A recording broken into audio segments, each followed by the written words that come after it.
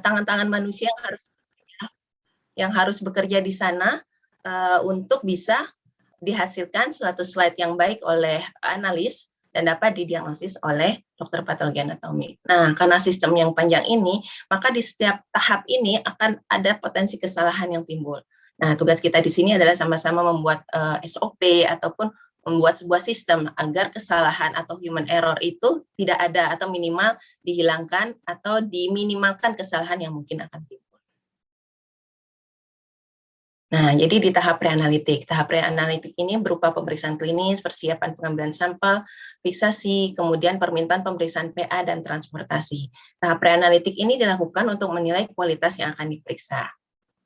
Jadi sebagai gambaran, apa sih dalam tahap pemeriksaan patologi anatomi atau pemeriksaan penunjang lainnya. Di tahap preanalitik ini dimulai dari persiapan pengambilan sampel, kemudian waktu jaringan dikeluarkan dari tubuh manusia sampai jaringan itu diterima oleh bagian penerimaan sampel di bagian patologi anatomi.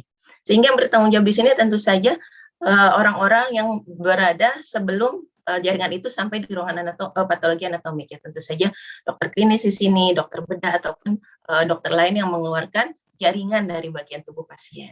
Kemudian ada mungkin perawat ruangan, perawat ruang operasi, dan juga petugas pengantaran. Karena ternyata dalam tahap pre-analitik ini, kita bertanggung jawab, atau bagian patologi anatomi ini bertanggung jawab ketika jaringan telah sampai di bagian PA.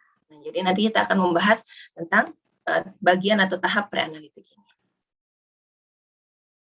Nah, jadi yang pertama adalah pemeriksaan klinis, pengambilan sampel, dan persiapan pasien. Nah, tentu saja ini penting. Kenapa? Karena itu akan menentukan jenis tindakan serta pilihan pemeriksaan patologi anatomik yang dibutuhkan. Jadi pemeriksaan PA itu bukan hanya coba pemeriksaan rutin histo PA biasa.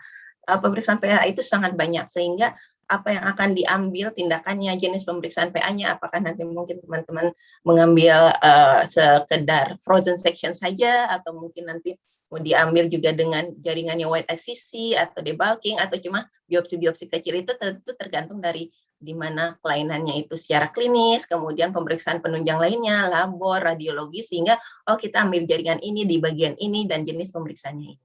Nah, jadi itu sangat penting untuk diketahui oleh teman-teman. Jadi pilihan tindakan yang akan dilakukan. Nah, kita akan masuk selanjutnya ke bagian fiksasi. Nah, sebenarnya fiksasi ini adalah sebuah proses. Jadi dia menjaga agar sel atau komponen jaringan itu dalam keadaan life-like state. Artinya dalam keadaan yang mirip pada saat dia masih berada di dalam tubuh manusia. Nah, ini suatu hal yang penting. Kenapa? Fiksasi ini akan menghasilkan kualitas sediaan yang baik untuk didiagnosis. Sementara itu jenis fiksasi itu juga banyak sekali, bermacam-macam secara kimiawi maupun secara fisika. Dan larutan dari kimia itu juga sangat banyak sekali gitu ya. Ada namanya NBF, metanol, etanol, alkohol 96%. Nah, bagaimana pemilihannya ini? Ini tergantung dengan pemeriksaan PA yang akan teman-teman lakukan, pilihan pemeriksaan PA yang akan teman-teman pilih gitu ya untuk menganalisis jaringan tersebut.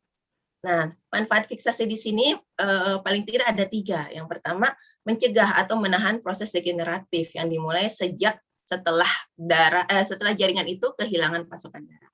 Jadi kita tahu bahwa seluruh jaringan di tubuh manusia itu memerlukan pasokan darah untuk menjamin kelangsungan hidup jaringan tersebut.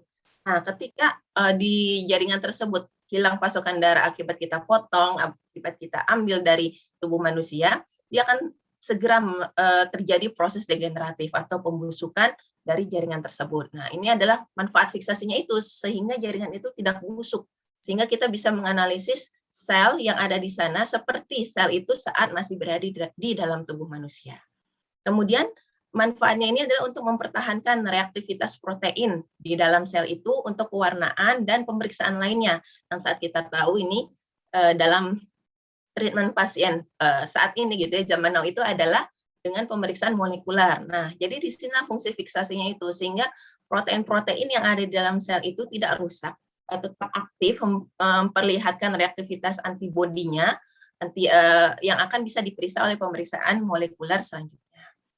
Nah, kemudian tentu saja yang terakhir mematikan bakteri pengurai atau pembusukan yang mungkin disebabkan oleh mikroorganisme yang sudah ada di dalam spesimen. Jadi itu untuk menghilangkan, mematikan bakteri yang ada di dalam jaringan tersebut. Yang mungkin jaringan yang kotor yang ada di sana mungkin kuman-kuman gitu ya.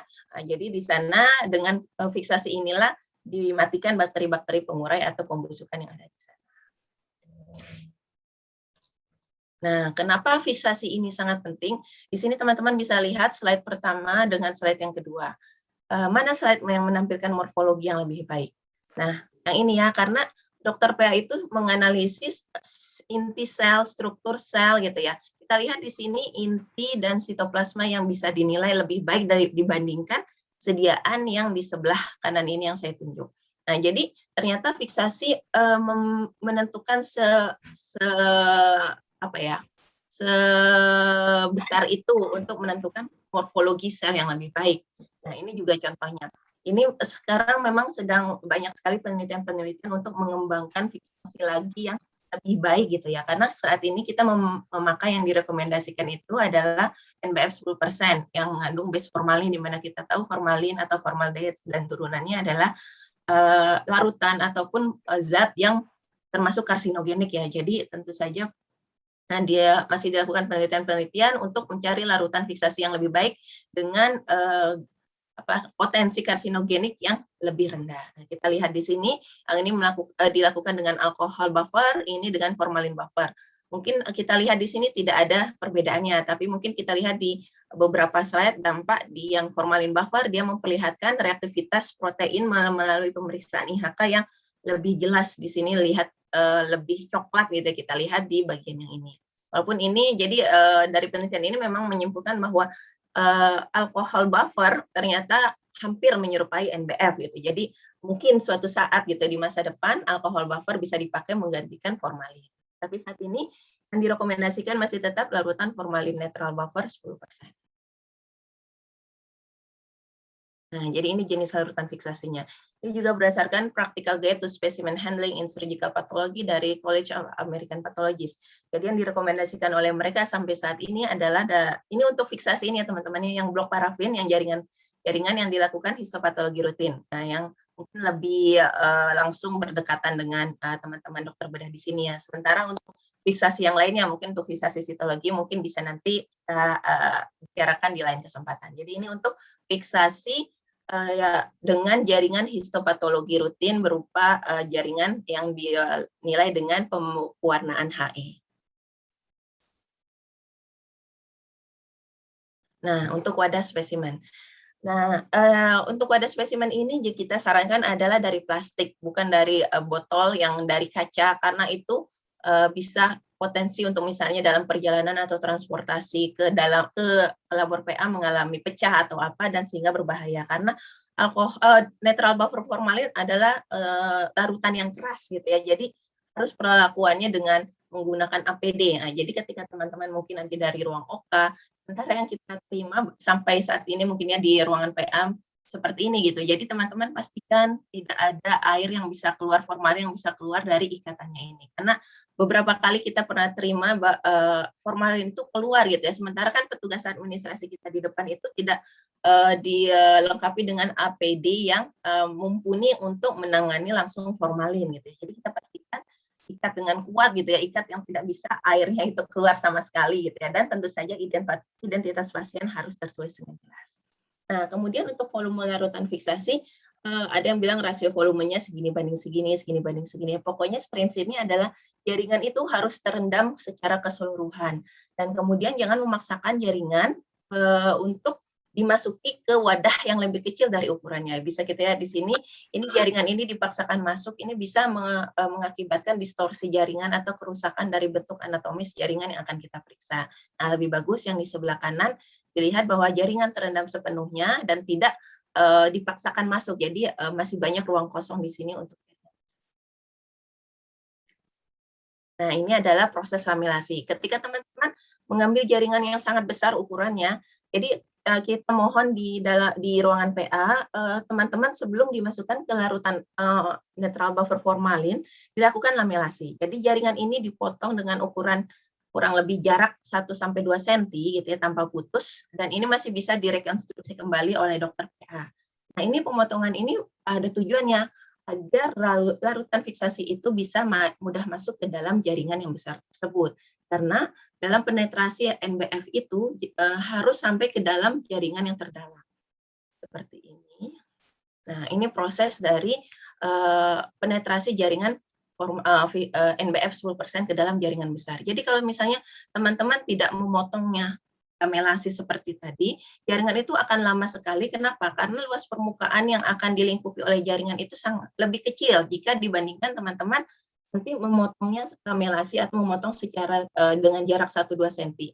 Agar larutan fiksasi itu bisa sampai ke dalam bagian terdalam dari jaringan tersebut. Nah, jadi ini proses penetrasi jaringan bisa kita lihat di sini. Yang ini yang merah ini berarti larutan fiksasinya belum masuk sampai ke dalam. Nah, yang ini akhirnya fiksasinya telah selesai dan setelah masuk ke dalam bagian dari jaringan yang terdalam.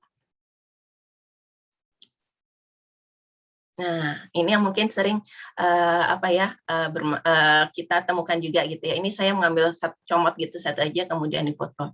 Teman-teman di sini mohon untuk mengisi lembar pemeriksaan, lembar permintaan PA dengan lengkap. Kenapa? Karena ternyata apa yang ada di sini ini memiliki tujuan untuk kita ketahui bersama gitu ya. Mungkin di sini saya tahu mungkin kondisinya ketika misalnya ada DPJP-nya sudah melakukan operasi, kemudian meminta tolong kepada residen senior yang ikut operasinya, kemudian residen senior meminta tolong residen junior yang ada di sana. Sementara mungkin residen juniornya tidak mengetahui secara detail gitu ya, kondisi dari pasiennya, tidak mengetahui secara detail apa pemeriksaan laboratoriumnya. Nah, jadi mohon mungkin nanti ketika mengisinya ditulis nih hasil laboratorium yang pernah dilakukan apa, kemudian pemeriksaan radiologinya apa, atau mungkin ada pemeriksaan PA terdahulunya apa.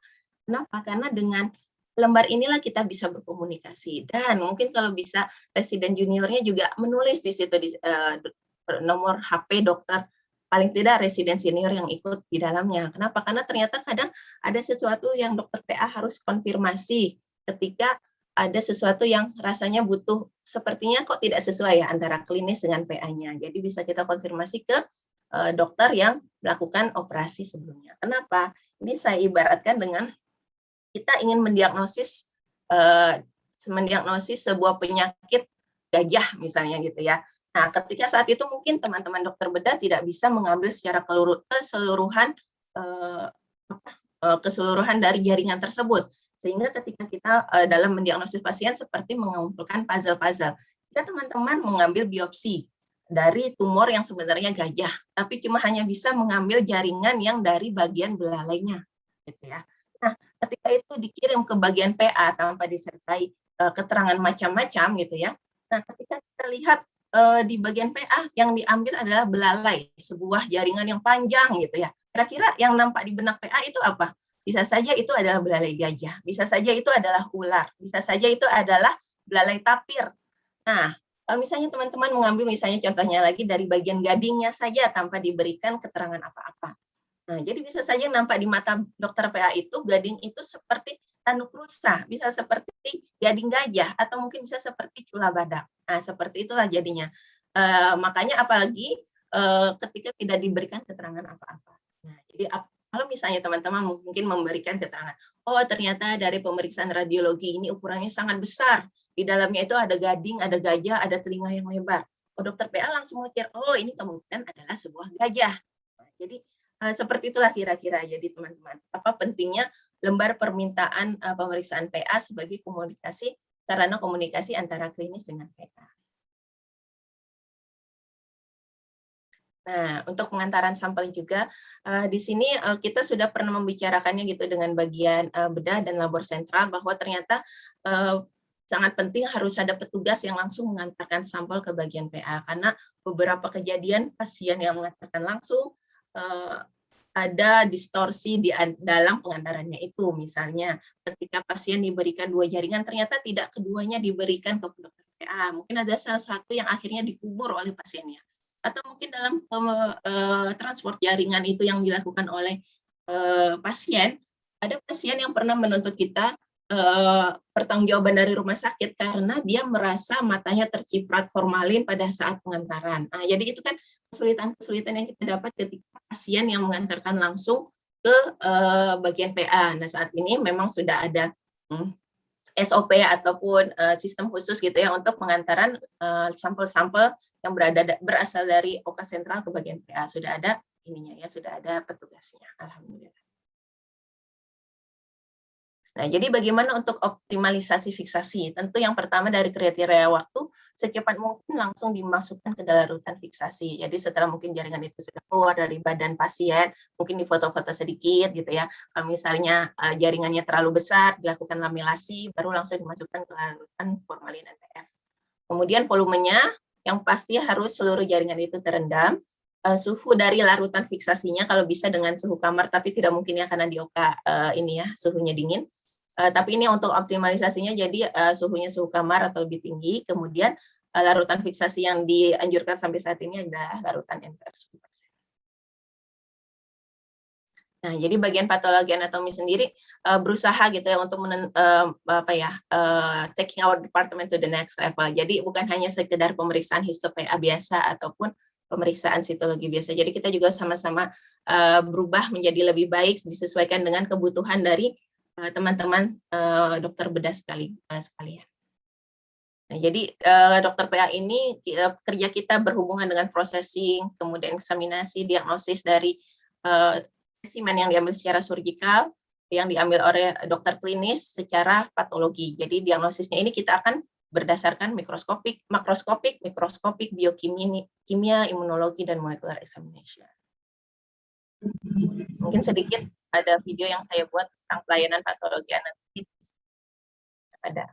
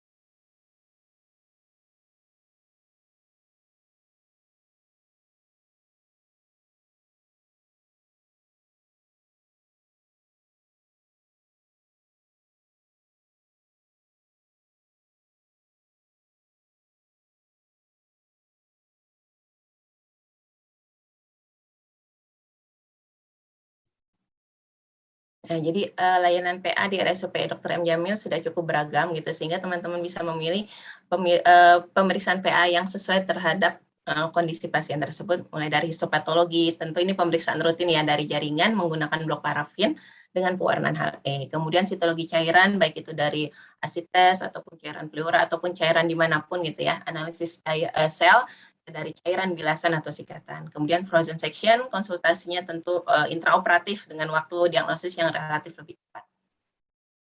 Kemudian juga ada cell block, jadi dari cairan tersebut kita bisa melakukan analisis dengan dilakukan blok parafin gitu ya. Jadi cairan tersebut kita centrifuge, kemudian yang bagian bawahnya, yang endapan di bawahnya itu kita masukkan ke dalam blok formalin, sehingga kita bisa menampilkan morfologi yang hampir mirip dengan pemeriksaan biopsi jaringan. Kemudian histokimia ini untuk pemeriksaan jaringan dengan pewarnaan khusus yang sampai saat ini baru kita bisa sediakan, atau mungkin nanti teman-teman bisa mengusulkan adakan dong pewarnaan ini, dan itu yang disesuaikan dengan kebutuhan diagnosis dari dokter klinis semuanya. Pada saat ini kita menyediakan pewarnaan PAS, DIFQuick, dan GIEMSA. Kemudian IHK, pemeriksaan jaringan dengan menggunakan prinsip antigen antibody yang untuk mendeteksi molekul protein yang lebih spesifik. Kemudian juga ada tindakan kita adalah FNAB dan juga pap smear. Nah, sekarang adalah waktunya kita untuk kolaborasi. Kenapa?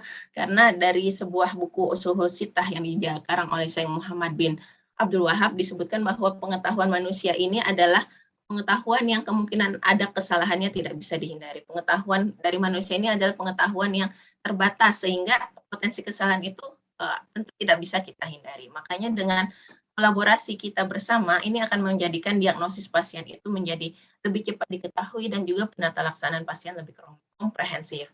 Maka kita tunggu kedatangan teman-teman sekalian dokter bedah di KSM Patologi Anatomik yang mungkin baru pindah ke bawah ya, di samping lift di dekat lobi rawat inap gedung M Jamil, untuk kita bicara bersama gitu ya, untuk menentukan mungkin jenis pemeriksaannya apa gitu ya, melakukan pembicaraan mungkin clinical pathway terhadap satu diagnosis gitu ya, pemeriksaan PA apa yang sesuai untuk diagnosis tersebut, atau pemeriksaan PA apa sih yang dibutuhkan agar pasien tersebut mendapatkan obat yang kita inginkan. Nah, seperti itu. Jadi kita juga sangat terbuka sekali menerima saran dari dokter bedah sekalian, apa sebenarnya yang diinginkan gitu oleh dokter-dokter bedah sekalian. Oh, saya sebenarnya pengennya dianalisisnya ini loh gitu ya. Sebenarnya saya ingin dianalisisnya tentang misalnya sel radangnya loh gitu. Jadi kita sama-sama berkomunikasi gitu ya, untuk diagnosis dan tata laksana pasien lebih komprehensif. Ya, mungkin itu sedikit sharing dari saya. Mohon maaf mungkin kalau terlalu banyak atau ada kesalahan-kesalahan dalam apa yang saya bicarakan pada pagi ini. Billahi taufiq wal hidayah. Wassalamualaikum warahmatullahi wabarakatuh. Waalaikumsalam warahmatullahi wabarakatuh.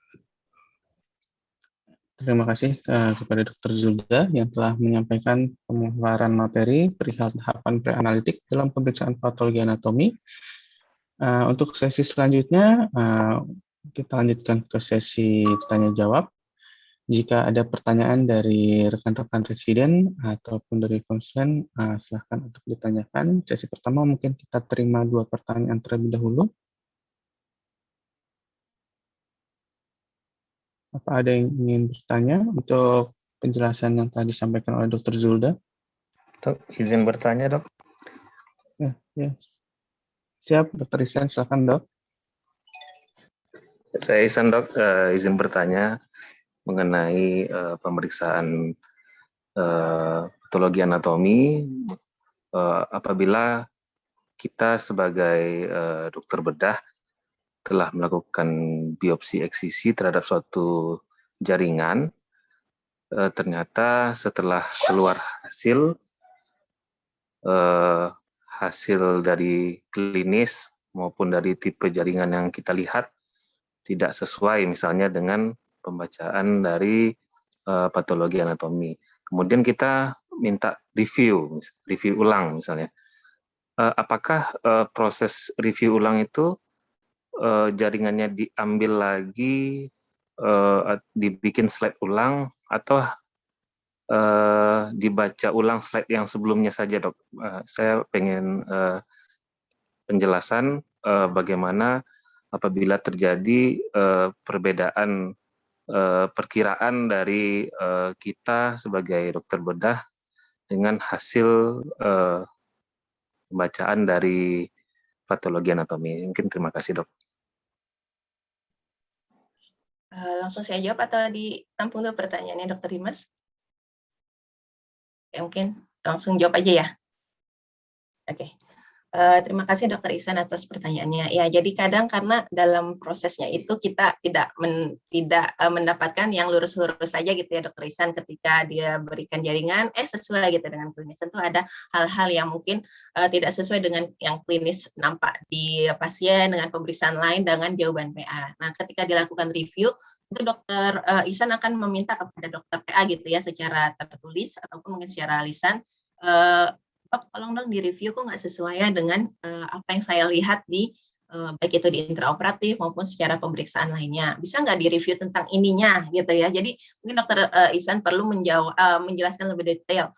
Tolong review tentang ininya, tentang misalnya jenis keganasannya gitu ya. Saya lihat kok lebih ke arah ini. Nah, atau mungkin jenis yang lainnya. Bisa nggak dilihat invasi ke ininya gitu ya, misalnya. Jadi memang dijelaskan secara detail apa yang mau direview. Kemudian yang pertama kita lakukan tentu saja kita lihat kembali dulu slide yang lama, dan ternyata kalau misalnya tidak ditemukan apa yang ada di sana, ketika misalnya jaringannya cukup besar, kita bisa mengambil ulang. Makanya dalam proses review itu memerlukan waktu lagi.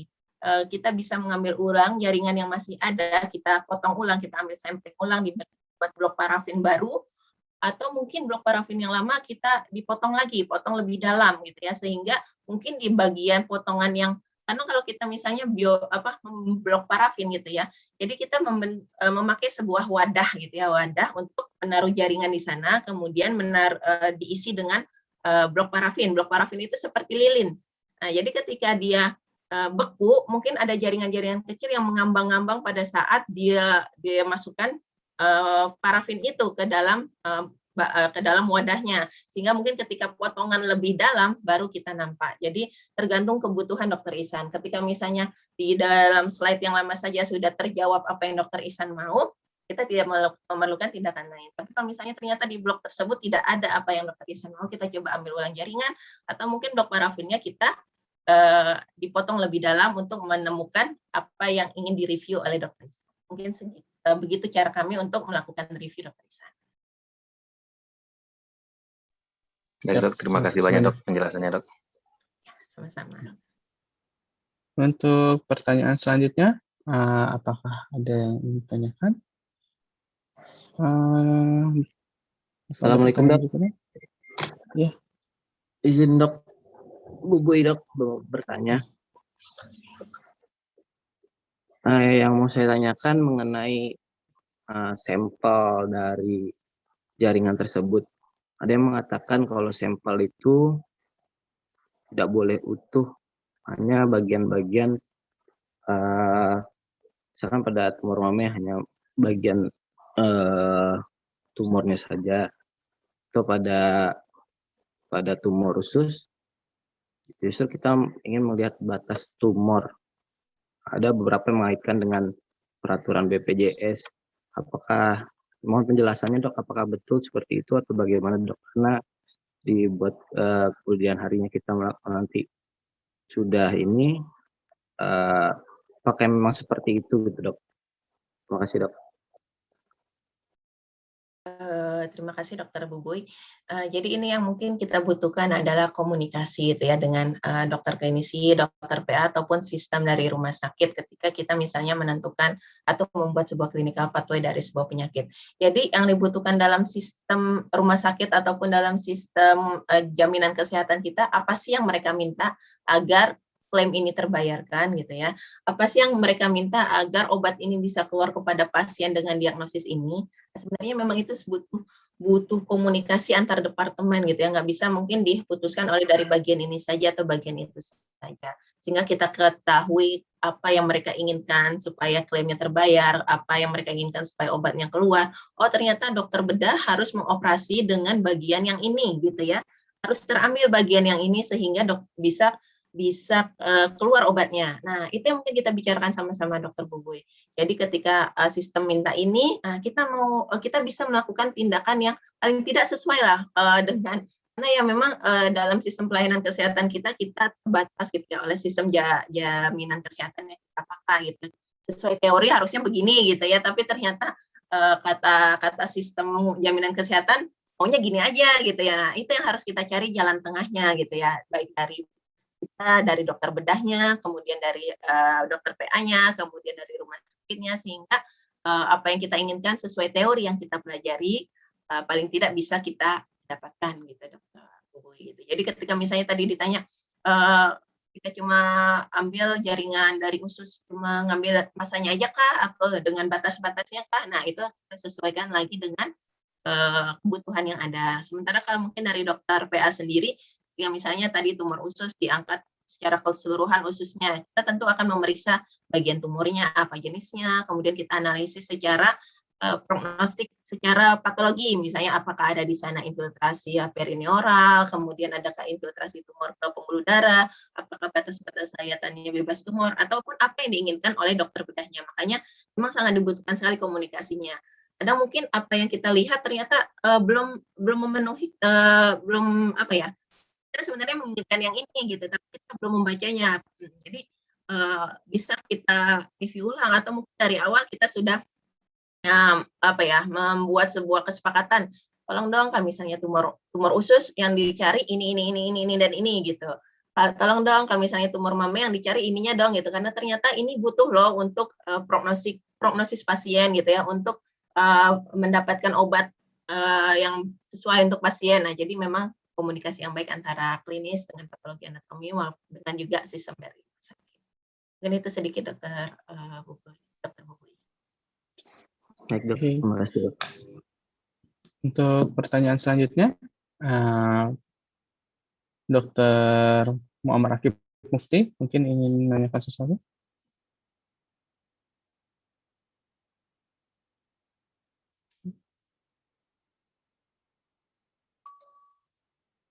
Mungkin untuk rekan-rekan residen yang baru masuk stase. Assalamualaikum, Dok.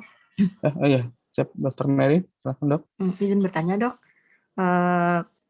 Misalnya kayak kita mengirimkan sampel dari jaringan tumor mame, itu ada yang mengatakan sebaiknya tumor mamenya itu diambil bagian yang paling keras dan sebaiknya dipotong-potong atau diberi kayak seperti pori-pori agar formalinnya itu masuk ke dalam jaringan. Jadi tujuannya agar jaringan tidak busuk. Nah, yang ingin saya tanyakan, apakah nanti seperti itu tidak akan mengganggu langkah mendiagnosa dari bagian patologi anatomi, dan bagaimana sebaiknya untuk mengirimkan sampel yang baik, Dok? Terima kasih, Dok. Terima kasih, Dr. Mary. Ya, jadi seperti mungkin penjelasan saya sebelumnya di materi, ketika jaringannya besar, gitu ya, terlalu besar, dibutuhkan proses yang namanya lamilasi ya, oleh dokter bedah atau dokter klinis yang mengambil jaringan tersebut. Nah, jadi kita memang memotong gitu ya, memotong jaringan tersebut dengan potongan yang tidak terputus. Artinya jaringan tersebut misalnya bentuknya oval gitu ya. Kemudian teman-teman potong jaringan tersebut dengan jarak 1-2 cm dari ujung kanan sampai ujung kiri tanpa putus. Jadi jangan sampai putus jaringannya gitu, jangan sampai dasar gitu dipotongnya. Nah, tujuan ini ya tadi seperti yang disebutkan bahwa untuk memudahkan penetrasi larutan formalin, larutan NBF itu ke dalam jaringan yang paling dalam gitu ya, sehingga sampai dalamnya itu pun juga kena gitu dengan formalin, dengan fiksasinya itu. Nah, yang penting di sini jangan sampai putus. Jadi ketika misalnya jaringan itu sampai ke bagian kami, kita masih bisa rekonstruksi, rekonstruksi. Oh, ini bentuk utuhnya seperti ini. Nah, sebenarnya itu tidak mengganggu proses sampling kami pada saat di bagian patologi anatomi. Yang cukup menyulitkan ketika misalnya dipotong habis gitu ya. Jadi misalnya jaringannya jadi yang tadinya satu diambil dari bagian tubuh manusia, dipotong habis jadi 2 gitu, atau menjadi beberapa potongan. Kita nggak tahu lagi nih bagian mananya, susah gitu ya. Kalau misalnya seperti itu kami susah untuk merekonstruksi ulang jaringan yang seperti awalnya diambil oleh teman-teman dokter bedah. Jadi kalau kita ingin memotongnya memang jangan sampai dasar. Jadi ketika itu masih bisa kita kembalikan ke bentuk yang semula. Nah, itu memang diperlukan gitu ya untuk proses fiksasi tadi gitu, karena ada beberapa kondisi ketika misalnya jaringan besar kemudian tidak dipotong lamelasi, ya bagian dalamnya itu enggak, istilahnya kalau kita sebut enggak matang gitu ya, enggak putih seperti yang tadi saya lihatkan di jaringan uterus. Jaringannya itu yang bagian tengahnya merah gitu ya. Akhirnya ini keterlambatan fiksasi menyebabkan mungkin ketika kita ambil bagian yang ternyata itu adalah tumornya, tidak menampilkan morfologi sel yang baik, sehingga kemungkinan kesalahan menjadi lebih tinggi lagi. Seperti itu, Dr. Mary. Baik, terima kasih banyak, Dok. Oke. Terima kasih banyak, Dr. Zulda. Untuk pertanyaan berikutnya, mungkin dari rekan-rekan residen yang baru masuk ke stase, Dr. Feby, mungkin ada pertanyaan yang ingin ditanyakan? Atau Dr. Wiko?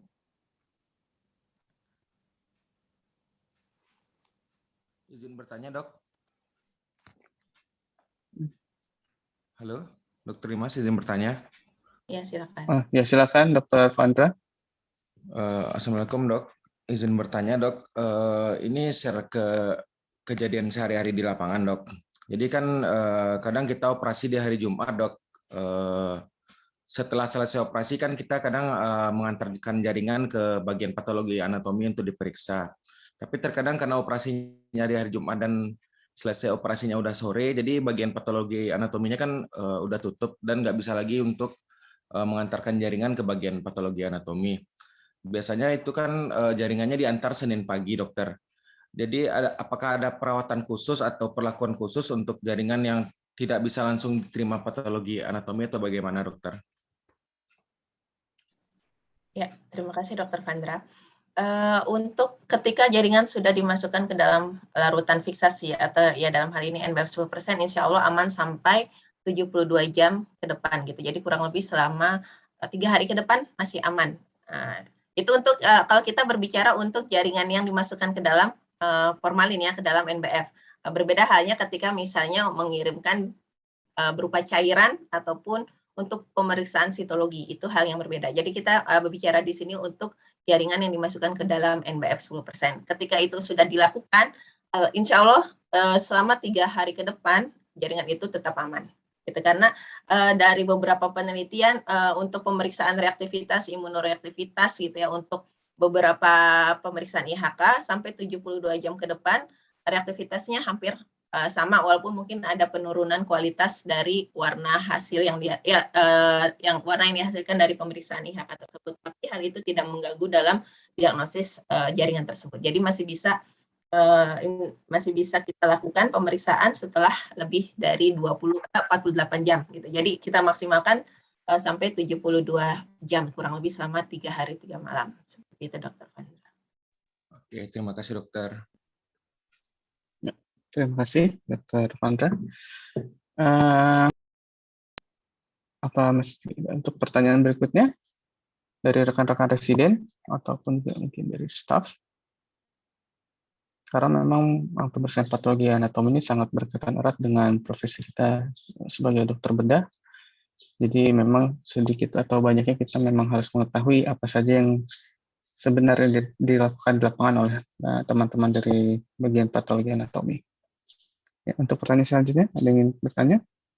Dr. Dimas izin bertanya. Siap, silakan Dr. Dino. Ya, terima kasih Dok kepada Dr. Zulda. Terima kasih penjelasannya Dok. Dari penjelasan dokter tadi bahwasanya untuk cairan fiksasi yang terbaik adalah neutral formalin buffer 10%.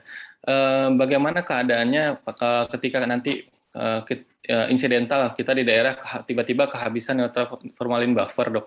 Atau mungkin tidak tersedia atau stoknya tidak ada. Cairan fiksasi apa yang sebaiknya bisa kita pilih? Kemudian berapa lama jaringan yang setelah kita ambil sampel sebaiknya kita segera fiksasi, itu berapa lama jaraknya sebelum kita fiksasi, Dok, untuk menghasilkan hasil yang maksimal dalam pembacaan. Kadang kan dalam kejadian di lapangan sehari-hari kita asik operasi, selesai operasi baru ingat ini sampel belum difiksasi gitu, Dok. Nah, itu sebaiknya bagaimana? Terima kasih, Dok. Ya, terima kasih Dr. Aldino.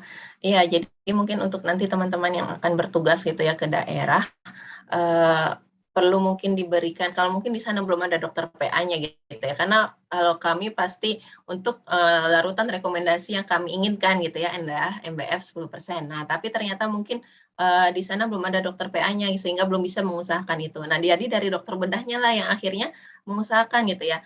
Pokoknya kami maunya pakai NBF 10%. Nah, udah tahu karena itu yang yang sampai saat ini ya direkomendasikan untuk dipakai larutan fiksasinya agar menghasilkan sediaan patologi anatomi yang baik. Nah, tapi ketika itu tidak bisa didapatkan dalam hal macam-macam gitu ya, karena ternyata memang harganya lebih mahal daripada larutan formalin biasa gitu ya. Kadang mungkin rumah sakit di daerah perhitungannya gimana gitu ya sehingga tidak bisa mengadakan. Jadi mungkin cara-caranya yang bisa kita lakukan adalah mencoba untuk membuat sendiri gitu ya, karena larutan NBF 10% ada yang udah ready to use, jadi udah tinggal tuang aja gitu dari pabriknya. Ada yang bisa kita buat gitu ya dari larutan formalin yang tentu harganya lebih murah gitu ya, dengan penambahan macam-macam beberapa zat yang bisa membuat itu menjadi larutan NBF 10%. Nah, jadi itu sarannya. Jadi mencoba ke bagian farmasi di sana bisa nggak mencoba membuat larutan NBF 10%, karena resepnya ada gitu ya, sudah terstandarisasi. Ketika membuat NBF 10% dibutuhkan misalnya larutan formalnya berapa mili, kemudian dibutuhkan larutan buffer fosfatnya berapa mili. Nah, jadi udah ada gitu ya. Mungkin bisa dibuat sehingga mengurangi dari cost dari pemakaian NBF 10% yang ready to use. Nah, kemudian yang selanjutnya yang mengganti dengan larutan formalin, larutan fiksasi lainnya. Mungkin yang bisa kita sarankan di sini tentu yang berbasis formalin gitu ya, karena itu yang lebih baik dibandingkan larutan yang berbasis alkohol dalam memproteksi jaringan. Jadi ketika masih bisa diusahakan mencari larutan yang base-nya itu adalah formalin, baru kemudian larutan yang berbasis alkohol. Nah, mungkin itu yang pasti harus difiksasi, Dr. Aldino, jangan sampai di sini jaringannya udah busuk, udah kering, ya itu nggak bisa dipapain lagi sama kita gitu ya. Walaupun kita tambahinnya di sini gitu ya, udah berapa proses berapa jam dia tanpa fiksasi, ya udah busuk gitu ya. Apa yang kita lihat nanti ya nekrotik aja semua jaringannya. Itu mungkin dokter. Dan terkait dengan waktu fiksasinya, yang saya baca di practical guide untuk surgical pathology dari American College of Pathologists, mereka bahkan membuat sebuah draft gitu ya dalam proses permintaan pasien untuk pemeriksaan PA. Mereka di sana menuliskan waktu ischemic time-nya berapa jam, cold, warm ischemic time, cold ischemic time. Ditulis di situ. Jadi waktu jaringan itu sudah kehilangan pasokan utama pembuluh darah, dihitung tuh waktunya. Dimulai stopwatch-nya. Jadi berapa jam dia kehilangan pasokan darah utama. Itu kemudian ketika jaringan sudah diangkat utuh dari tubuh manusia, langsung ke fiksasi, larutan fiksasi, dihitung juga berapa menitnya. Jadi mereka sedetail itu gitu ya untuk memastikan kemungkinan distorsi jaringan yang ada. Nah, kalau di sini mungkin ketika kita melakukan operasi, ketika jaringan itu sudah diangkat, kan mungkin ada asistennya ya, ada mungkin di sana perawatnya atau mungkin ada ya kooperatornya yang bisa membantu. Ketika jaringan sudah diangkat, udah difoto, mungkinnya untuk keperluan dokumentasi, kemudian jaringannya besar udah dilamilasi, tolong langsung dimasukkan ke dalam jaringan, ke dalam larutan fiksasi, karena itu sangat membantu sekali untuk bagian PA untuk mendapatkan sediaan yang baik untuk kita diagnosis. Jadi pokoknya secepat mungkin lah Dokter Aldeno. Ketika akhirnya baru teringat ya gimana lagi gitu ya, langsung masukin gitu. Mungkin itu sedikit Dokter Aldeno. Terima kasih. Siap. Baik dok, terima kasih dok. Oke. Untuk pertanyaan berikutnya dari rekan-rekan PPDS. Izin bertanya, Dokter Dimas. Silakan Dokter Prima. Oke, Dok. Dokter Prima, izin bertanya.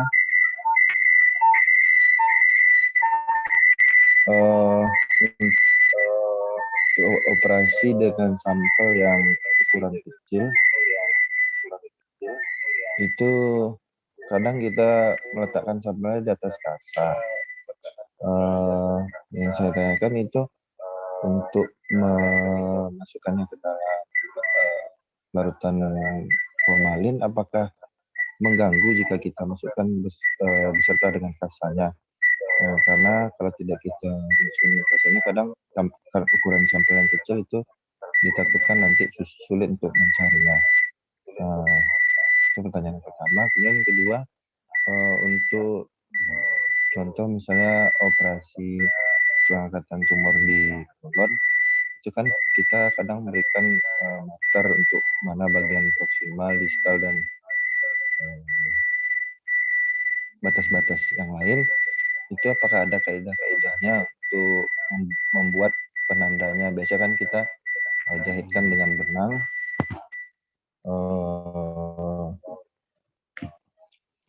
Apakah ada kaidah tertentu untuk memberikan penanda tersebut? Nah, kemudian satu lagi pertanyaan, kadang ketika kita sedang operasi, nanti biasanya kan ada perawat atau runner yang menyiapkan sampel tersebut. Jika terjadi salah pemberian cairan buffer untuk pengiriman, misalnya yang termasuk ke dalam plastik itu H2O2, apa yang harus kita lakukan, Dok? Sementara proses pengambilan sampel sangat sulit dan operasi misalnya saat kita ngambil sampel di intraabdomen itu perutnya udah mau kita tutup atau gimana gitu ya, apa yang harus kita lakukan? Sekian, terima kasih. Ya, terima kasih Dokter Prima. Ya, jadi untuk yang pertama, pertanyaan pertama, ketika sampelnya mungkin kecil-kecil gitu ya, ya memang kita perlukan untuk menaruhnya itu di sebuah kasa agar mungkin ketika nanti di larutan formalin, kita tahu ini jaringan yang akan diperiksa gitu, karena ukurannya sangat kecil, kadang nggak terlihat oleh kita. Nah, tapi yang perlu dilakukan di sini adalah kadang-kadang kan mungkin terlupa gitu ya, langsung dimasukkan ke dalam formalin. Nah, jadi ketika masuk ke dalam, ketika hanya baru ditaruh di dalam kasa, kalau bisa kasanya itu dibasahi dulu dengan NaCl, karena nanti takutnya mengering jaringan tersebut, karena kecil ya. Tentu tadi seperti tadi, pembusukan, kemudian penetrasi larutan fiksasi itu sangat dipengaruhi oleh ukuran jaringan. Jadi kalau semakin kecil, dia semakin cepat busuk, semakin cepat dia difiksasi gitu ya. Jadi kalau dia masuk ke dalam larutan formalinnya cepat, tentu fiksasinya cepat selesai. Nah, sementara itu kalau yang besar, tentu pembusukannya lebih lama, tapi dia butuhkan waktu yang lebih lama juga untuk fiksasinya itu sampai masuk ke dalam jaringan yang terdalam. Nah, jadi ketika mungkin dalam operasi itu terlupa gitu ya memasukkannya ke dalam cairan fiksasi secepatnya gitu ya. Sebenarnya kan dia udah keluar langsung aja celupin gitu ya ke dalam larutan fiksasi ya gitu. Mungkin itu udah kita minta bantuan ya tadi perawat atau kooperator segala macam yang bukan dokter DPJP utama gitu ya untuk membantu memasukkan jaringan tersebut ke dalam formalin. Nah, untuk jaringan yang kecil kita memang butuhkan dalam kasa gitu ya, sehingga kita tahu, oh ini jaringan yang akan kita periksa. Kemudian untuk usus tadi penandaannya itu kami sesuaikan dengan yang diberikan oleh dokter bedah atau dokter dokter terima nanti yang kita terima gitu ya, ketika misalnya, tapi harus diberi memang penjelasan, kalau benang yang satu ini dari batas yang ini, benang 2 dari batas yang ini. Kalau tidak, kita cuma bisa ngambil ya di ujung-ujungnya saja, gitu ya, tanpa tahu ini batas atasnya atau batas maksimalnya atau batas sisanya. Kita beri penjelasan, dibaca di bagian yang tulisan makroskopik yang kita periksa gitu ya. Jadi dari hasil pemeriksaan PA itu, coba teman-teman baca secara lebih detail gitu ya, makroskopinya gimana, kemudian mikroskopinya gimana, jangan langsung ke kesimpulan gitu ya. Nah, jadi dibaca, oh ternyata di bagian yang ini loh yang ada tumornya. Nah, jadi dari makroskopik saja kita akan menilainya. Jadi batas ujung satu yang dekat dari bagian tumornya. Nah, jadi kita nggak tahu nih ini batas ujung atasnya atau ujung bawahnya. Tapi ketika mungkin ditandai oleh teman-teman, pasti kita tulis di dalam pemeriksaan makroskopinya itu. Kita cetak dari ujung yang ditandai oleh benang 1 atau dari ujung yang ditandai oleh benang 2. Seperti itu, dokter. Kemudian satu lagi apa ya? Pertanyaan terakhir tadi. Kalau seandainya sampelnya salah cairan buffer, misalnya masuk ke H2O2 gitu, dok. Jadi memang dalam persiapan pasien itu kan pengambilan sampel, tindakan yang diambil ataupun pemeriksaan patologi anatomi, dari awal mungkin kita sudah menyebutkan ke kooperatornya, mungkin perawat yang di sana, kita pemeriksaannya ini sehingga larutan NBF formalin lah yang disiapkan. Tapi ketika misalnya mungkin yang namanya manusia kita ya, kesalahan nggak mungkin kita hindarkan 100%. Ketika itu terjadi langsung diambil jaringan tersebut. Kalau misalnya masih bisa diambil jaringan baru, itu lebih bagus. Jaringan yang sama representatif dengan jaringan yang sebelumnya. Tapi ketika tidak bisa, diambil jaringan tersebut, dicuci dengan NaCl gitu ya, larutan salin, baru dimasukkan ke dalam larutan fiksasi yang sebenarnya gitu ya, larutan NBF 10%. Nah, mungkin ada juga kejadian gitu ya ketika mau di frozen, tapi jaringannya masuk ke NBF gitu ya. Ya sebenarnya tentu pasti ada distorsi gitu ya, karena kita ingin fiksasinya itu kan berbeda. Untuk frozen section tentu fiksasinya itu dingin, jadi jaringan itu didinginkan dengan suhu yang sangat dingin sehingga dia keras dalam waktu sekejap gitu ya. Kalau misalnya mungkin udah masuk ke formalin gitu ya, tentu nanti akan ada distorsi jaringan, ada kemungkinan kesalahan seperti apa. Nah, itu wajib dilaporkan oleh dokter bedahnya. Jaringan pernah terendam ke larutan ini selama kurang lebih berapa menit. Jadi kita sudah ekspektasi dari dokter PA, oh iya, ini udah terendam dengan larutan yang lain. Kemungkinan hasil yang kurang bagus mungkin nanti bisa akan kita dapatkan dari proses processing tersebut, sehingga kemungkinan nanti slide yang kita dapatkan ya nggak sebagus yang kita harapkan. Tapi kalau misalnya bisa kita usahakan untuk membacanya, ya tentu kita usahakan. Tapi kalau misalnya tidak bisa, ya kita komunikasi lagi dengan klinis. Ternyata kita meragukan ya bagian ini karena mungkin ada tadi hal-hal tersebut gitu ya, sehingga kita komunikasikan ketika menyampaikan hasil kita juga menjadi lebih yakin. Gitu mungkin dokter. Terima kasih dok. Baik. Selain dari rekan-rekan PPDS, di kuliah subuh pagi ini juga turut bergabung dari dokter training dari SP2 Onkologi. Mungkin dari dokter SP2 Onkologi ada yang ingin ditanyakan, dokter? Izin dok.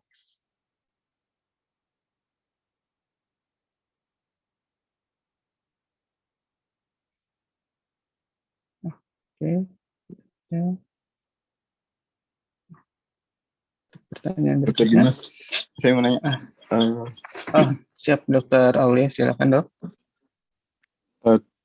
Dr. Zulda, tentang pengambilan cairan pleura itu ya, untuk indikasi pemeriksaan sitologi, apakah ada perbedaan kita pengambilan direct langsung melalui fungsi misalnya, dan sampel yang pertama kali diambil itu langsung dikirim ke PA, atau dari cairan yang sudah tertampung di kontainer, misalnya di kontainer WSD-nya gitu ya. Biasanya kan kita pakai selang kontainernya itu yang memang terpisah antara cairan dengan konten dari intratoracalnya itu. Jadi fungsi pertama itu, atau yang sudah mungkin agak terendap gitu ya, kita ambil sebagai sampel untuk cairan sitologi. Kemudian apakah ada perhatian khusus gitu untuk mengambil cairan tersebut? Apakah yang fungsi kalau kita mengambil dari fungsi, apakah itu yang pertama, atau setelah kita ambil misalnya 10 cc gitu ya, pertama, lalu berikutnya 10 cc kedua, atau yang ketiga? Dia begini, kayak apakah yang pertama itu betul-betul lebih mudah terlihat sel sitologi, sel ganas yang kita harapkan jika memang kecurigaan kita ini adalah tumor. Ini mungkin lebih ke trik pengambilan gitu ya, bagian mana sampel yang biasanya akan lebih positif menggambarkan sitologi dari cairan tersebut. Kemudian itu dulu. Ini kan tuh Dimas. Siap, Dr. Aulia. Terima kasih dok atas pertanyaannya. Nah, ini Dr. Zulda, silakan dok. Oke, jadi untuk proses sitologi ya dari cairan yang terambil saat mungkin intraoperatif ataupun mungkin pemasangan WSD di ruangan. Jadi kan kita nggak tahu ya kapan sel tumornya itu akan lepas dari tumornya masuk ke dalam cairan di sekitarnya itu. Kita nggak tahu kapan, kita nggak tahu dari mana tempatnya gitu ya. Jadi kita juga sebenarnya tidak bisa memastikan gitu ya, apakah memang fungsi yang pertama atau fungsi yang terakhir yang akan mengandung sel tumornya. Kita nggak bisa memastikan itu karena kita nggak tahu di mana sel itu akan lepas, kapan sel itu akan lepas, kita nggak tahu. Kan kita harapkan dari cairan tersebut ternyata ada sel-sel yang tereksfoliasi gitu ya, ada sel-sel yang terlepas sehingga di dalam cairan itu mengambang-ambanglah sel tumornya itu bisa kita analisis di laboratorium patologi anatomi. Nah, jadi mungkin tips-tips gitu yang didapatkan dari senior saya, ketika misalnya pasien dipasang selang gitu ya, yang memang di ruangan, kemudian sitologi tersebut, cairan tersebutlah yang dikirim ke bagian PA. Nah, jadi ada tipsnya mungkin dari senior saya, ketika itu yang diambil yang bagian bawahnya gitu ya, karena sel tumor tentu memiliki densitas, memiliki berat. Nah, jadi ketika misalnya udah beberapa hari gitu dia dipasang selang keluar cairan, tentu sel tumor itu akan mengendap di bagian yang paling bawah gitu ya. Kita harapkan itu dia mengendap di bagian yang bawah sehingga ketika misalnya mengirimkan cairan dari dari bag penampungannya itu mungkin karena terlalu banyak bisa kita ambil yang bagian bawahnya saja. Tapi ketika mau dikasih ke PA seliter-liternya itu ya dikirim aja gitu ke PA. Kita akan melakukan proses gitu ya. Kita akan ambil bagian yang paling bawah, kemudian bagian yang paling bawah itu kita akan centrifuge dulu sehingga memang benar-benar dia ketika ada sel dia akan terendap di bagian bawah. Bagian bawah itu yang akan kita proses. Nah, begitu pula juga mungkin pada saat intraoperatif. Apakah memang cairan yang ada di sana saja kah? Apa cairan yang memang disemprot dulu gitu ya? Mungkin kalau dokter, mungkin pengalaman dari dokter paru ketika mengambil cairan sitologi berupa bilasan, mereka mengambilnya itu di brush dulu masanya tersebut gitu ya. Setelah di brushnya itu dilakukan sitologi gitu ya, pemeriksaannya langsung ke slide. Kemudian dibilas lagi. Jadi diharapkan setelah di brush gitu ya, ada sel-selnya itu yang terlepas, kemudian ditambah dengan cairan lain gitu ya, sehingga berharap selnya itu berada di dalam cairan yang tadi disemprotkan gitu. Nah, cairan itulah yang diambil untuk dilakukan pemeriksaan patologi anatomi. Dan kalau belum ketemu juga nggak usah khawatir, kirim aja terus itu ke bagian PA sampai ketemu selnya, karena ya tadi kita nggak tahu kapan selnya itu lepas, kapan dari mana selnya itu lepas, sehingga kita harapkan dia ada di dalam cairan tersebut. Nah, untuk proses pengirimannya lagi juga tergantung lagi dari berapa lama cairan itu ada di sana. Kalau misalnya baru gitu ya, baru diambil, karena untuk sitologi cairan gitu ya, cairan dia bisa bertahan kurang lebih selama 24 jam tanpa fiksasi. Nah, tapi kalau misalnya lebih dari 24 jam, minimal dia harus tambah dengan larutan fiksasi atau ditaruh di kulkas. Nah, jadi tergantung lagi waktunya. Nah, jadi untuk sitologi mungkin nanti bisa kita jelaskan lagi lebih detail gitu, karena prosesnya atau persiapan preanalitiknya tentu berbeda dengan histopatologi. Terima kasih, Dok. Siap. Izin Dr. Zulda, ada pertanyaan Dok dari Dr. Sondang Nora SPB, Dok. Untuk sampel post MRM, apakah untuk KGB-nya perlu ditandai misalnya dengan penggunaan benang? Kemudian untuk penyimpanan sampel di laboratorium patologi anatomi itu berapa lama, Dok? Misalnya untuk guna penelitian lebih lanjut. Siap, terima kasih, Dok. Ya, untuk MRM gitu, untuk payudara, jika teman-teman atau dokter bedah sekalian menuliskan lebih detail, dipisahkan langsung, itu lebih bagus. Karena kan lebih tahu ya, ini KGB-nya level mana, gitu ya. Ketika misalnya tanpa dipisahkan pun kita akan mencari KGB-nya, tapi mungkin karena kita tidak mengetahui anatomi secara lebih detail, kita nggak bisa memisahkan ini KGB-nya ini level berapa gitu ya, apakah ini masih level 1, level 2 atau tidak. Kita memang akan mencari KGB-nya itu sendiri. Tapi mungkin itu akan membutuhkan mungkin dokter bedahnya jadi lebih repot gitu ya, tapi mungkin bisa menghasilkan staging yang lebih bagus gitu ya, karena kita tahu ternyata dari level ini ada berapa yang positif, dari level ini ada berapa yang positif. Nah, kalau kita mungkin jadi pukul rata aja, kita ketemu berapa KGB gitu ya, nggak tahu di level mana ada berapa yang positif. Nah, jadi mungkin itu kekurangan kelebihannya ketika mungkin teman-teman langsung memisahkan KGB-nya langsung ataupun kita yang mencarinya langsung. Kemudian untuk pertanyaan yang kedua tentang ini apa tadi? Berapa lama, Dok, sampel itu disimpan di laboratorium patologi anatomi untuk kepentingan penelitian, Dok? Ya, jadi sebenarnya untuk kepentingan penelitian, nggak kepenelitian ya, untuk kita sendiri gitu ya, karena kapasitas ruangan kita terbatas, untuk sampel itu masih kita simpan selama kurang lebih 3 bulan di dalam larutan formalin buffer gitu ya. Tapi sebenarnya itu udah jangka waktunya kurang lebih sebenarnya harusnya dalam 6 bulan. Tapi karena mungkin keterbatasan ruangan kita hanya bisa menyimpan sampai saat ini ya, hanya selama 3 bulan. Jadi tapi rata-rata tergantung ini ya, tergantung labor PA lainnya, kurang lebih selama 6 bulan. Tapi kalau di M. Jamil sendiri kurang lebih hanya selama 3 bulan. Setelah itu jaringannya dimusnahkan. Terima kasih, Dok. Apa masih ada pertanyaan berikutnya yang ingin ditanyakan oleh rekan-rekan residen, staf maupun juga dari trainee onkologi? Dr. Dimas, boleh izin bertanya, Dr. Dimas? Ya, silakan, Dr. Zaki. Ya, terima kasih kepada Dr. Zulda.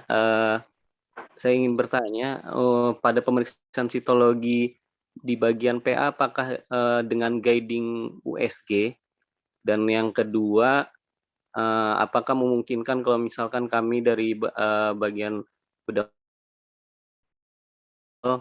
di bagian di poli, dan kira-kira untuk mendapatkan hasil yang maksimal itu butuh berapa cc?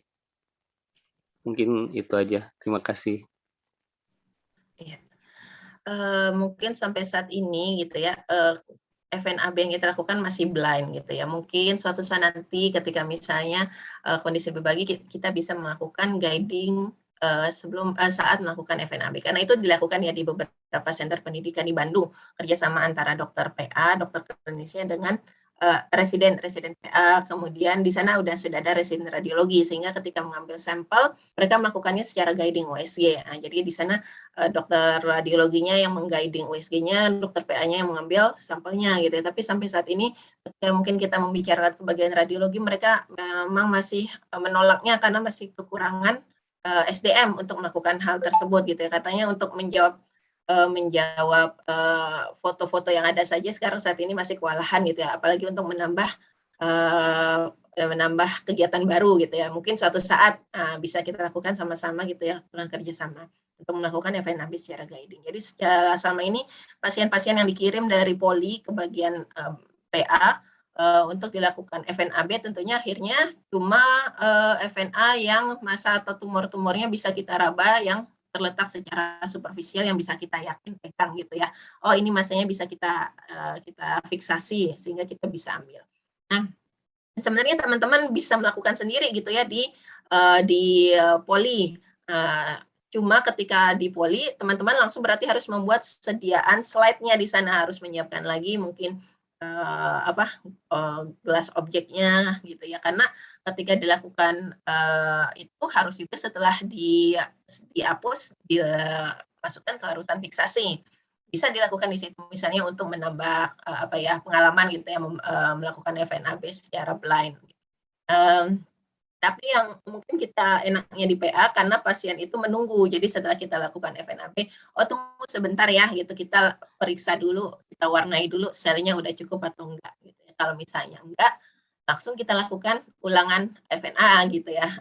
Kemudian udah cukup selnya, pasien boleh melakukan pemeriksaan yang lain gitu, atau kembali ke dokternya. Jadi itu mungkin ketika pasien melakukan FNA di bagian PA. Walaupun sebenarnya teman-teman bisa melakukan FNA di poli karena itu kan prosedurnya nggak pakai bio segala macam ya, prosedur invasif yang minimal gitu, dan bisa dilakukan di poli maupun di rawat inap. Tapi itu yang kalau di PA karena langsung dianalisis, kita tahu selnya kurang atau enggak. Nah, jadi pada saat ini kita juga udah melakukan pelayanan ROSE, Rapid On-Site Examination, kerjasama dengan bagian paru. Jadi ketika dokter paru melakukan pengambilan sampel secara sitologi gitu ya, baik itu brushing, kemudian langsung kita analisis dengan pemeriksaan yang cepat dengan div quick, kurang lebih dia selama 5-10 menit, paling lama 15 menit, langsung kita tahu selnya cukup, selnya enggak gitu ya, selnya jenisnya apa. Nah, jadi ketika misalnya kurang, selnya kurang banyak nih, langsung dilakukan pada saat itu juga. Jadi kurang lebih selama 20 menit bisa kita dapatkan insya Allah sampel yang mencukupi untuk pemeriksaan selanjutnya maupun untuk penegakan diagnosis. Itu mungkin sedikit. Terima kasih dok. Untuk pertanyaan berikutnya, masih ada? Oke. Kalau sekiranya session tanya jawab sudah selesai, mungkin dari Dr. Daan Kamri, SPB Konsultan Onkologi, ada yang ingin disampaikan. Ada pertanyaan dari Dr. John di chat itu, Dr. Dimas. Oh, siap. Oh ya, Dok. Oh ya, ini Dr. Zulda. Ya. Ya, Dok. Izin, Dok. Dari Dr. John Effendi, Dok. Kenapa pemeriksaan imunohistologi kimia IHK tidak ada di Padang, Dok? Izin, Dok. Dr. Zulda. Terima kasih. Terima kasih, Dr. John Effendi. Mungkin untuk pemeriksaan IHK kita baru memulai, Dr. John. Jadi memang pemeriksaannya belum banyak gitu ya. Jadi memang kita butuh masukan nih dari teman-teman sekaligus gitu ya. Apa sih yang kira-kira tadi dibutuhkan untuk penegakan diagnosis, untuk mendapatkan obat jenis tertentu gitu dari pemeriksaan yang spesifik. Nah, kita butuh masukan nih karena pemeriksaan IHK itu kan sangat banyak, nggak mungkin kita sediakan semuanya gitu ya. Jadi memang dari clinical pathway dari dokter atau teman-teman sekalian gitu ya, ketika membuatnya itu lebih spesifik gitu, karena pemeriksaan PA itu kan banyak. Nah, seperti sama pemeriksaan CP, laboratorium klinis, kan langsung disebutkan pemeriksaannya misalnya BHT trombo misalnya gitu ya. Nah, jadi di clinical pathway untuk pemeriksaan PA juga lebih jelas gitu ya. Jadi pemeriksaannya sitologi cairan serial, harus disebutkan seperti itu. Atau pemeriksaan IHK jenisnya apa, IHK misalnya CD 117.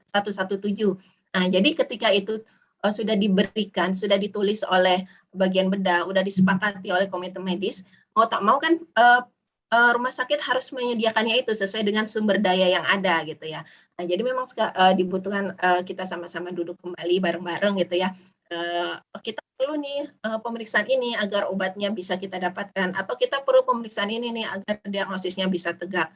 Nah, untuk sementara yang bisa kita yang kita bisa sediakan adalah mungkin yang sudah established gitu ya, yang sudah banyak pemeriksaannya, seperti mungkin pemeriksaan IHK untuk panel basic lymphoma, kemudian panel untuk CA-MAME, kemudian untuk beberapa lagi untuk diagnosis kami gitu ya.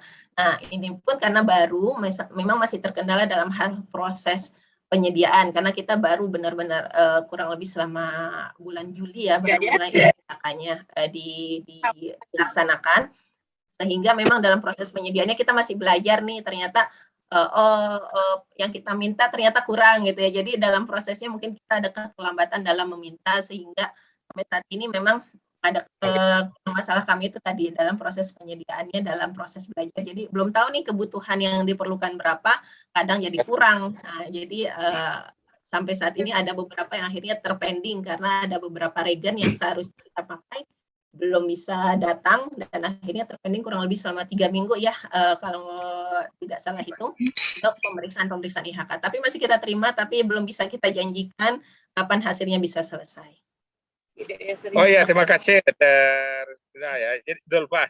Jadi kita dari Bedana itu sebenarnya yang kita minta itu kalretinin sama S100 itu udah rutin itu kalau untuk Isbrong. Dan kasus kita cukup banyak sebenarnya ya untuk kasus-kasus seperti ini. Jadi selama ini kita selalu ngirim ke Prof. Betty Hernowo itu terus. Ya. Itu saya pikir kok sayang aja gitu ya. Kalau memang untuk regen yang enggak ada kan kita bisa usulkan ke MJAPL, ke pihak rumah sakit. Kasihan udah berapa tahun, udah lama ya. Enggak ada juga ya.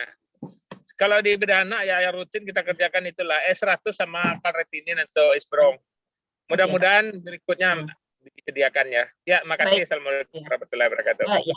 Baik, Dr. John. Ya, jadi kami memang menerima masukan gitu ya. Apa kira-kira yang memang dibutuhkan oleh dokter bedah sekalian? Karena itu tadi kita nggak bisa menyediakan semuanya, rumah sakit juga nggak sanggup menyediakan semua semua antibodi yang ada gitu ya.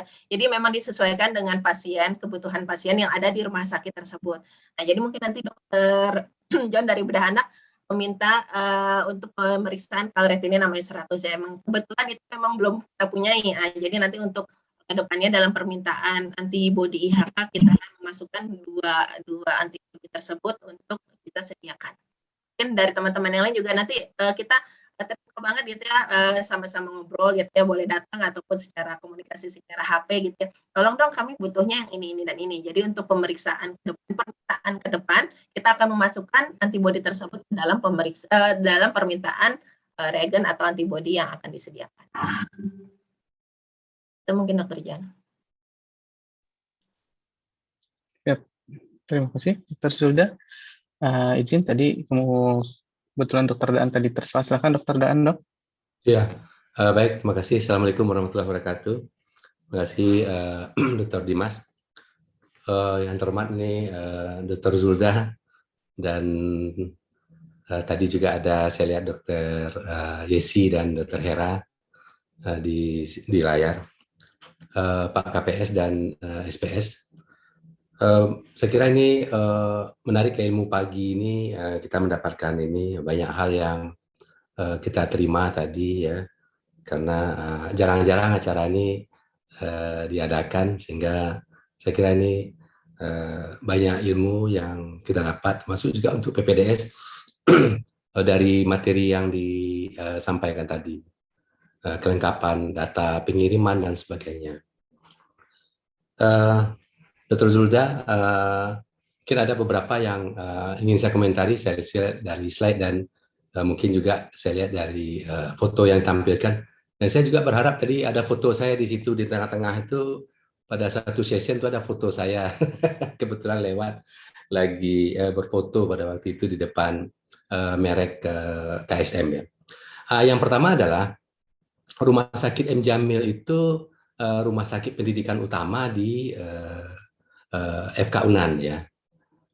Kenapa tidak dituliskan kata-kata bagian patologi anatomi? Karena ini kan suatu hal yang sejalan ini, ya, penamaan itu. Ya, penamaan itu kalau kita lihat di mana-mana itu selalu ditulis bagian, ya. Misalnya bagian patologi anatomi atau bagian apa yang lain, itu garis miring itu selalu nama KSM-nya, ya, misalnya KSM patologi anatomi begitu, sejalan gitu. Karena ini sangat rugi sebenarnya kalau kita tidak saling mencantel gitu ya dengan bagian apakah memang ini karena yang menginisiasi ya ini rumah sakit sehingga bagian ditinggalkan ya. Mungkin itu pertama komen saya ya, karena ini saya kira ini sangat penting karena Rumah Sakit Jamil itu rumah sakit pendidikan ini sebenarnya kolaborasi yang saling menguntungkan sebenarnya ya, walaupun mungkin bisa jadi dari PA stafnya Kemenkes ya, sama juga kayak kita dari bagian bedah juga kita tuh dari beberapa Kemenristek Dikti, Kemenkes, BLU dan sebagainya. Itu saya kira sah-sah saja asal pengangkatan kita begitu ya dari mana. Tapi tetap nanti di Rumah Sakit M. Jamil itu berkolaborasi namanya bagian. Nah, itu mungkin itu yang pertama.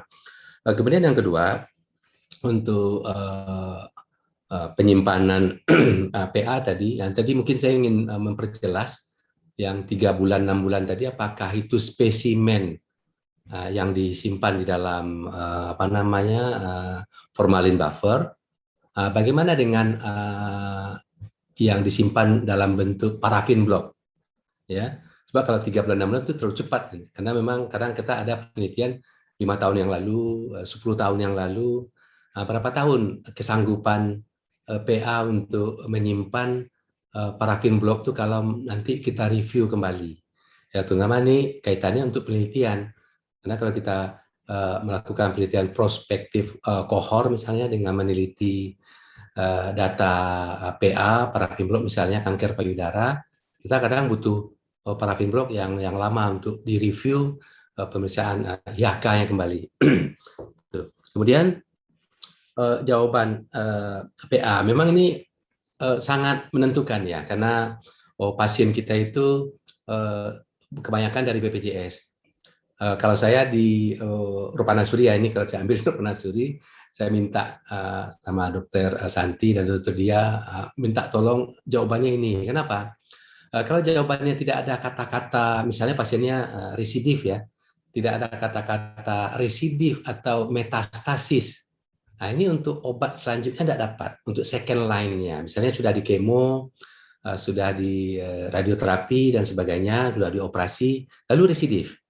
Ya, kalau dulu masih berlaku kata-kata residif, itu dapatlah obatnya, misalnya kita bisa memberikan kapesitabin, petaseral, binekap, segala macam. Nah, sekarang malah BPJS lebih jelimet lagi dia. Kesannya memang mengurangi kendali biaya tadi, ya, kendali biaya yang semurah-murahnya dan mutu yang setinggi-tingginya. Nah, ini tidak berlaku lagi kata-kata residif itu, sehingga kami berkolaborasi lagi dengan PA, minta jawabannya kalau sudah residif itu tolong bikin metastasis ya, metastasis ke dinding dada, metastasis ke aksila ya, kata-kata metastasis itu. Kenapa? Kalau ada itu aman itu dapat obatnya. Dan juga kalau dengan HER2 positif ya, HER2 positif, kata-kata metastasis ke aksila saja itu udah aman kita. Dapat trastuzumab atau Herceptin, Herzemab. Itu sebenarnya untuk trik layanan ini sangat membantu pasien. Karena memang kita tidak bisa kadang-kadang berbicara terlalu detail dengan BPJS karena dia ansih terpaku dengan apa yang ada tertulis di petunjuk atau buku di BPJS itu. Saya pernah karena ada sejabat dokter juga di BPJS itu nggak bisa dok, kita terpaku ke sini. Nah, jadi mungkin untuk itu kalau nanti seandainya di permintaan kita memohonkan ditulis kata-kata metastasis atau residif, itu mungkin mohon ya. Di radiologi juga kalau kita kaitkan juga begitu. Kalau ada misalnya meta ke tulang belakang, sudah MRI, sudah CT scan, dokter radiologinya menulis sugestif metastasis ke lumbal 2, kita memberikan bisfosfonat, bonronat, zoledronic acid segala macam. Itu kalau saya sugestif sekarang ini tidak dapat di BPJS. Jadi kita kontak PA lagi, Dr. Lila dan sebagainya. Mohon ya jangan kata-kata sugestifnya itu dibuat, pasti aja metastasis ke lumbal 2. Nah, udah. Walaupun dalam hati kecilnya dia ragu, tapi mungkin klinis si Amame sudah 5 tahun, lalu nyeri pada tulang belakang, apalagi kalau bukan metastasis itu metastasis, ya kan? Apalagi keluhannya, mungkin bisa yang lain, spondilosis dan sebagainya. Tapi kalau kita meyakini, kita lihat juga itu, enggak ditulis kata-kata sugestif atau suspek. Kenapa? Kalau itu yang ditulis, obat yang kita berikan batal. Rumah sakit dirugikan akibat daripada itu. Kenapa? Karena obatnya tidak bisa ditagih ke BPJS. Sementara obatnya sudah diberikan ke pasien, misalnya bonronat, bisfosfonat, sudah dibeli oleh rumah sakit. 3 bulan yang datang ditagih, tidak bisa. Bangkrut lah rumah sakitnya. Itu kata-kata. Kemudian yang berikutnya, pengiriman spesimen. Nah, ini mungkin juga banyak saya temui dari teman-teman sepak bedah umum yang udah tamat ya. Ini bukan PPDS kita yang di sini sekarang ini. Yang tamat itu misalnya sudah biopsi si Amame, lalu mastektomi. Banyak yang mengirim itu dipotong aja dikit ya, atau dikirim aja asila. Nah, ini sangat merugikan sebenarnya untuk nanti penilaian PA dan penilaian bagaimana di asila, karena heterogeneity itu tidak akan ada di situ seperti gambar gajah tadi ya. Jadi memang kalau spesimen PA yang diangkat mastektomi ya semuanya itu dikirim. Jadi 1 ekor gajah itu dikirim. Jangan dipotong saja ininya. Saya setuju sekali tadi itu. Nanti yang dipotong itu belalainya saja ya. Yang dipotong itu gadingnya ya. Sehingga tidak mewakili seluruh 1 ekor gajah tadi atau 1 spesimen mastektomi. Nah, saya kira mungkin ini penegasan-penegasan juga ini karena saya temui juga para sejawat yang sudah selesai ya di apakah di rumah sakit swasta nih. Saya lihat begitu dia kirim ke onkolog ya untuk terapi selanjutnya, ternyata yang dikirimnya dulu tuh dipotong aja dikit. Mungkin alasannya penghematan. Padahal sebenarnya paketnya mastektomi itu sebenarnya di BPJS itu di paket operasi mastektomi udah 1 paket itu, jadi spesimen dikirim semua. Kadang-kadang perawat di OK juga enggak dipotong dok, yang ini dikit. Kalau dokter dipotong aja dikit, dikirim. Oh enggak, semuanya utuh dikirim ya untuk itu. Kemudian sekira yang lainnya sudah ditanyakan tadi, termasuk IHK. Alhamdulillah IHK di BRES ya, karena ini termasuk juga layanan prioritas. Mungkin tadi Dr. John menanyakan itu, ya mungkin dalam tanda kutip ya Hirschsprung belum layanan prioritas onkologi, tapi saya kira ini bisa dimasukkan. Kan kemarin itu rapatnya karena layanan prioritas onkologi ya, onkologi di seluruh divisi, ya, sehingga kita juga minta dipercepat IHK pada breast cancer itu, ER, PR, HER2, KI67. Bahkan nanti kalau memungkinkan yang lain, ini ada training kita ini, bisa nanti kita lanjutkan misalnya triple negatif, bisa atas permintaan request ya IHK yang lain, PDL1 ya mungkin bisa kita periksa lagi. Kalau dulu penelitian S3 saya itu triple negatif androgen reseptor ya, androgen reseptor diperiksa. Ya memang kita kerjasama dengan dulu ya dengan Hasan Sedikin dengan Probeti. Mungkin nanti ini kita harapkan di PA di Padang ini bisa dilakukan itu. Nah, mungkin kembali ke pertanyaan yang pertama tadi, mungkin alangkah lebih baiknya kolaborasi ini nih antara bagian nih yang notabene itu SOTK dari bagian fakultas dengan KSM yang SOTK dari rumah sakit sebenarnya. Nah, tapi itu kolaborasi itu sebenarnya. Nah, demikian Dr. Zulda, komen dan pertanyaan dari saya. Terima kasih. Assalamualaikum warahmatullahi wabarakatuh. Waalaikumsalam warahmatullahi wabarakatuh. Baik. Terima kasih. Terima kasih Dr. Daan, insya Allah udah dicatat beberapa poinnya tadi ya.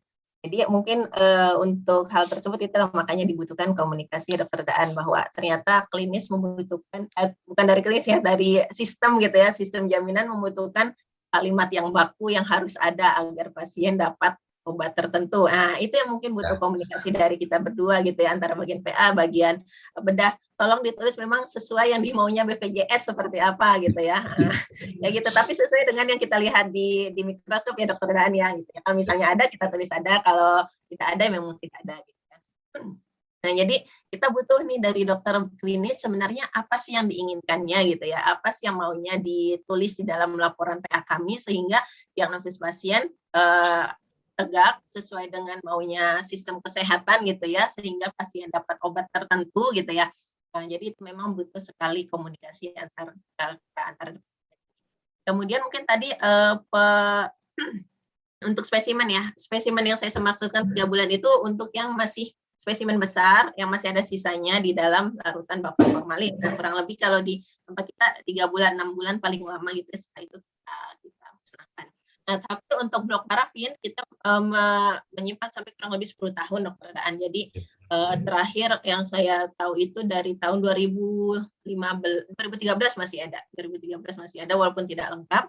Nah, jadi setelah 10 tahun baru dimusnahkan. Tapi memang untuk pemeriksaan yang berhubungan dengan imunologi atau imunoreaktivitas, ketika misalnya blok parafinnya lebih dari setahun saja memang sudah ada penurunan kualitas dari reaktivitas dari antigen antibodi yang akan kita periksa gitu ya. Jadi menjadi pertimbangan kita juga kita misalnya akan melakukan penelitian dalam jangka waktu yang panjang seperti tadi disebutkan, mungkin penelitian kohort yang panjang waktunya ya pasti ada distorsi gitu ya, karena untuk yang disarankan blok parafin yang kurang dari umurnya setahun. Kemudian apalagi untuk kesejalanan antara fakultas gitu ya dengan Kemenkes gitu ya. Nah, tentu kita sejalan gitu, tapi mungkin ada beberapa keadaan yang membuat kita membuat kebijakan-kebijakan yang mungkin terlihat berbeda gitu ya di bagian lain, tapi sebenarnya kita satu bagian gitu ya, bagian PA, FKUNAN, RSUP Jamil, tapi mungkin seperti kita lihat antara ketua bagian dengan KSM-nya yang berbeda gitu ya di bagian PM Jamil, karena mungkin akhirnya kebijakan yang kita ambil juga ketika misalnya ternyata orang-orang yang di fakultas mungkin merasa kesulitan harus standby, harus datang misalnya seperti itu. Jadi ada kebijakan-kebijakan, tapi kita memang pasti dalam satu bagian PAFK UNAN, PM Jamil. Ternyata ada Dokter Yesi dan Dokter Hera ya, saya juga baru lihat tadi di chat di partisipan. Mungkin ada Dokter Yesi mau menambahkan yang lain, silakan Dokter Yesi. Ya, Assalamualaikum warahmatullahi wabarakatuh. Terima kasih Dokter Zulda. Padaan sehat Pak. Ya, alhamdulillah. Izin menambahkan Padaan. Mungkin yang tekankan mungkin mengenai keselarasan antara KSM M Jamil dengan bagian patologi anatomi FK UNAN, karena kan kita sebenarnya rumah sakit pendidikan benar Pak.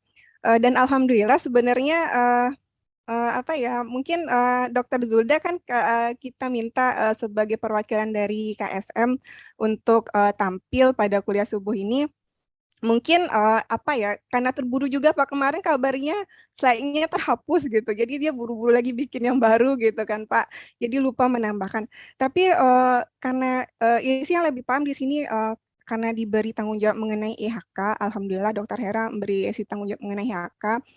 Sejauh ini untuk IHK kami semua melibatkan staf dari kampus untuk jawaban Dokter Wi yang lebih utama kalau di bidang breast. kalau Dokter Wik tidak hadir, mungkin ada beberapa yang kami jawab sendiri gitu, tapi memang konsul dengan Dokter Wik. Dan kemudian kemarin Dokter Tin juga terlibat dengan penelitian Dokter Nanda di MMP 9 gitu. Karena kalau ya sih kan masih tahap pendahuluan ya Pak, waktu itu masih seleksi blok. Nah, kemarin juga Dokter Sondang sudah telepon mau periksa PDL1 dan kebetulan alhamdulillah beliau sudah kontak Dokter Top. Memang masalah kami memang Dokter Top terlalu sibuk gitu. Padahal beliau PhD-nya di Jepang itu di bidang imunohistokimia. Nah, memang staf-staf di kampus itu sibuk dengan kerjaan pembelajaran mungkin ya Pak di bagian FK Unan. Kalau kita kan memang Kemkes cuman pelayanan. Tapi alhamdulillah sejauh ini kan Padaan bisa lihat tuh di papan kita yang di depan 4 orang staf kita dari Dikti sudah terlibat di bagian PA dan terus juga menanggapi tadi Dr. John Effendi. Boleh Dok, kita sebenarnya baru memang alhamdulillah karena prioritas layanan unggulan MJLMI sekarang kan dari onkologi breast. Nah itu memang memacu kita untuk mengadakan IHK alhamdulillah. Kalau dulu kan agak susah gitu. Nah sekarang karena udah sampai ke direktur, sudah sampai ke direksi, mereka akhirnya mendukung kita. Nah karena sudah didukung, kita maunya semua IHK nanti kalau bisa memang di Padang. Kalau bagian yang lain ada usulan untuk IHK, insya Allah kita mampu untuk mengusulkan ke bagian pengadaan. Yang penting kan kita sudah tahu jalurnya. Alhamdulillah sekarang kita sudah tahu kemana untuk memintakan pengadaan regen dan antibodi tersebut. Begitu, Pak Daan. Ya. Terima kasih. Assalamualaikum warahmatullahi wabarakatuh. Ya, maju terus PA ya. Ya, mohon dukungannya juga Pak, bagian bedah. Ya. Siap. Mungkin untuk selanjutnya, karena waktu juga sudah menunjukkan pukul 7:31 menit, mungkin dari Dr. Rizky Rahmadian, Dok, ada tanggapan atau closing statement, Dok? Dr. John kali, Dr. Dimas? Dr. John iya, ada? izin. Ya, izin Dr. John Effendi, SPB, BA, ya, Dok? Ya, kita dari bagian bedah ya, dari BPDS bedah ya, siap ya bekerja sama dan mendukung bagian PA ya.